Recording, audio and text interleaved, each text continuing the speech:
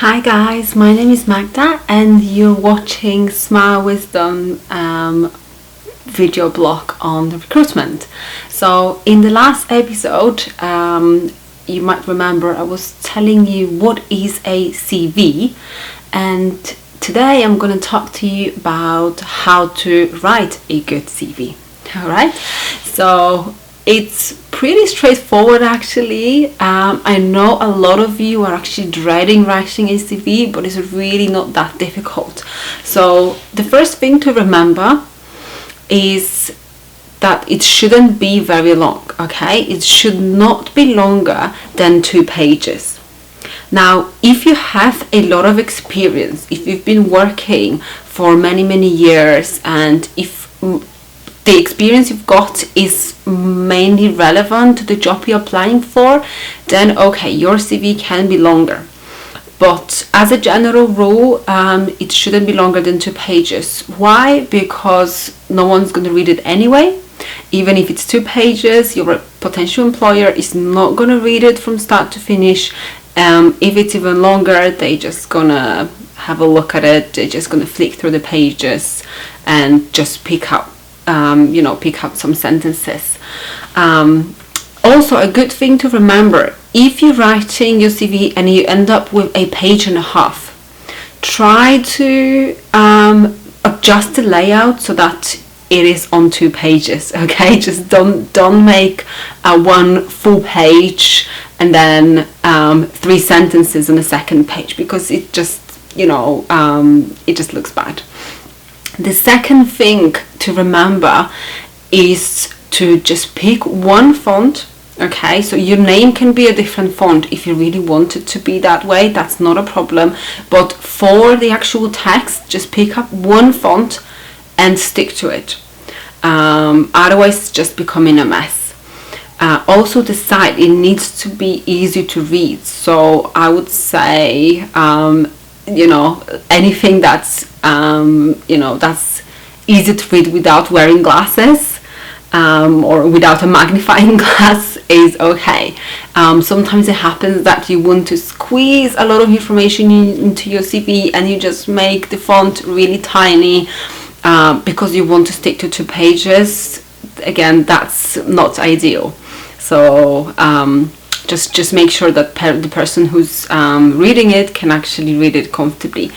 The third thing to remember is not to use too many colors, okay? You should use maximum 2 colors for your CV. You can you can just make the layout a little bit more attractive by adding colors, but don't add 3, 4, 5, because it's just going to be confusing for whoever is reading it. But definitely adding 1 extra color is good, and it's going to make your CV a little bit more interesting. The last thing to remember is, when you're looking at your CV, you should be able to read your employment history and your education history in the chronological order, from the newest experience at the top to the oldest experience, or your primary school. If you wish to add that as well, that's fine, but usually you'd start from like college or university. But anyway, the older the experience or the education, the lower down the list it is. Now, if you want to if you're applying for a specific job, for example, if you're applying for a job as a dental nurse and you do have dental nursing experience, and then you have some experience working like, let's say, in a restaurant, then as a nanny, then in the library, so one of these experiences is relevant but it's not the newest one, you want to make it stand out, you can actually add a separate section. You can title it relevant work experience, where you actually put your your skills and experience as a dental nurse at the top, and then you make a second section titled other work experience, and then you put everything else in there. That's a way around it, but otherwise just remember to keep everything in order. Also, dates on your CV are really important. don't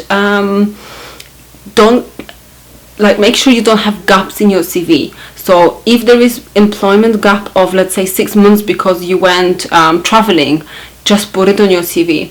If you have 1 year employment gap because you were, you had a baby and you were looking after your family, that's absolutely fine. Just put it on your CV. Otherwise, if I'm reading your CV as a potential employer, I'm gonna think like, what have you done? Have you been in prison? So, it's good to always kind of explain yourself on paper.